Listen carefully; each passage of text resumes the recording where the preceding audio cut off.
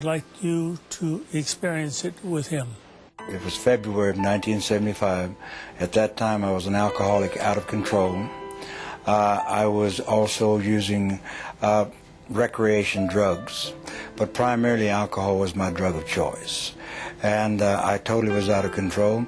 And I had a lot of friends in the entertainment business, and Hoyt Axton happened to be one of them, Ringo Starr, and a bunch of people. And so they were having a TV special on the West Coast. And so Hoyt had called me and asked me if I would like to go or come out. And I told him, yeah, I'd love to, because I knew there was going to be a lot of booze. I knew there was going to be partying. And while they were doing their special, I was doing my thing. And so after about 3 or 4 days out there, I became ill. And by ill, I mean I had a severe pain in my abdomen. I flew into Oklahoma City and called a senator friend of mine and told him I had to have a car because I was ill, I was sick. So they sent a car and they took me home, and I checked into the hospital at Wadley Hospital in Texarkana in February of 1975. I checked in with electrolytes, which means my potassium, my chlorides, and various chemicals were so far out of balance that they had to give me IVs to build me up. Now, at that time in my life, I was an atheist. I was a hardcore atheist and was living for myself. Atheists are self-centered, and they live for themselves. And this is where I found myself in 1975 in the hospital, and they took 3 days and then they operated me. And when they operated me, I found myself in intensive care. I woke up on a respirator, which means they were breathing for me. I couldn't speak, but I had been laying there in a coma, and I had heard these people talk about how sick I was and how I was going to die and how I wouldn't get out of the hospital. And at that time my hair was very, very long, because I just wore my hair long. And I heard one guy say, his hair is long, and another guy said, not nearly as long as it's going to be before he gets out of here. And a third voice said, he's not going to get out of here, he's going to die. And after 3 days I could breathe on my own.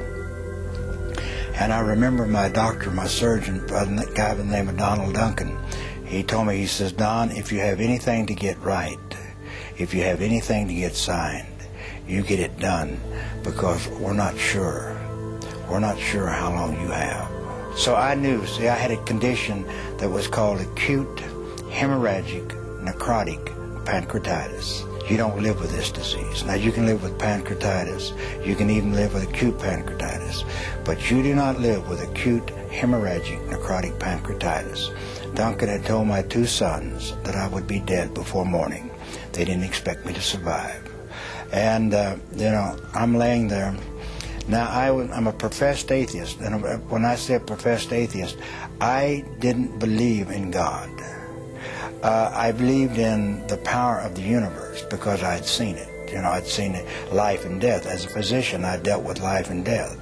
I believed in something, but don't talk to me about God, and surely don't talk to me about a resurrection or a virgin birth or this type of thing, because I am in research science. PhDs in research science, the majority of them do not believe in God. They do not believe in a supreme being. They believe, and they're beginning now to believe, that there is order in the universe, because as we get farther and farther along, we see the order. But I was an atheist. Now see, it's very easy to be an atheist when you're successful. You have worked your way from Oklahoma welfare to being one of the most powerful men in your part of the country, one of the most powerful men in the state of Oklahoma in relationship to political. It's very easy to be an atheist when you have done all of that. Man can sit back and say, I don't need God. What is God? But it's very difficult to be an atheist when you're laying on your deathbed, because you begin to think, what if these people are right? See, there'd been one man by the name of Ron Short that has stood between me and the gates of hell. One man that had witnessed to me about the love of Jesus for 5 years before I became ill. One man. And, you know, I would debate him, and I liked him because he did what he said he was going to do. I mean, he was the only one that I saw that professed to be Christian, that lived what he said he was going to do. And so I really respected him. I didn't believe what he said, but I respected him. But when I'm laying on my deathbed and knowing that I'm going to die, guess who I thought about? I thought about, what if Ron is right? What if there is a heaven and a hell? And so the most immediately, the most pressing thought in my mind is, how do I get saved? What is saved? What is saved? How do I get saved?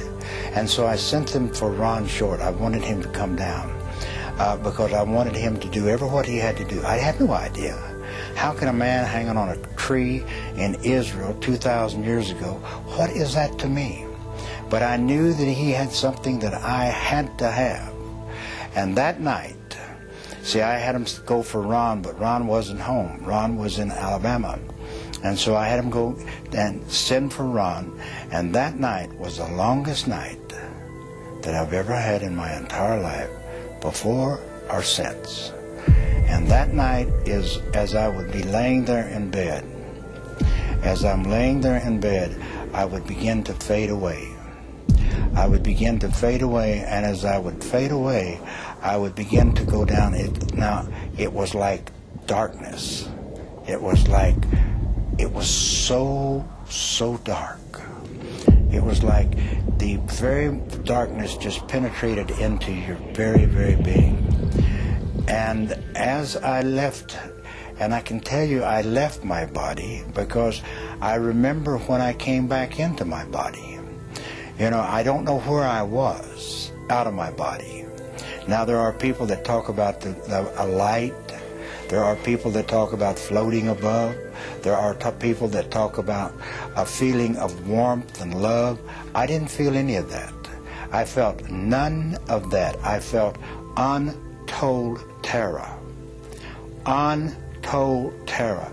Because I knew that if I ever went all the way, if I slipped all the way, I would never get back. Now, in my beings of beings, I knew that. And so I fought all night long. They told me later on, I not only pulled the mattress cover off of the mattress, I pulled the mattress up on me because I had to stay. I had to wait.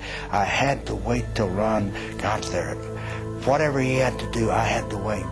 But I would, again, and then I would leave, and I would be going down like a deep, deep, dark terror. Now, my skin began to get cold. Now, it's not like cold when you walk out into the air. It's like bone-chilling cold in my lower extremities. And you can feel the coldness begin to come up the legs. And again, I would begin to leave. Now, and I would be in that darkness, and I'd be in that void. And I remember one time entering back in my body, because when I entered my body, it was like, just like that. I felt my body thud. My physical body thud when I entered back in. Now, believe me, that is the most horrifying, terrifying experience that I've ever encountered. And I fought all night long. And the next morning, somewhere 9:30, 10 o'clock, in came Ron. And Ron came in and he says, Dr. Whitaker, what do they say is your chances? I said, Ron, they tell me I have none. He says, now's the time. And I said, you're right. I mean, I'd cursed him, I'd spit at him, but now was the time, because I had to have whatever he had, because I had a short period of time on earth, and I didn't have any idea when I might make that trip and go all the way. At that time, Ron led me simply in the sinner's prayer. Now, I had no idea what the sinner's prayer was, but I trusted Ron. But he led me in the sinner's prayer and told me that Jesus had died for my sins. He had died for the sins of the world.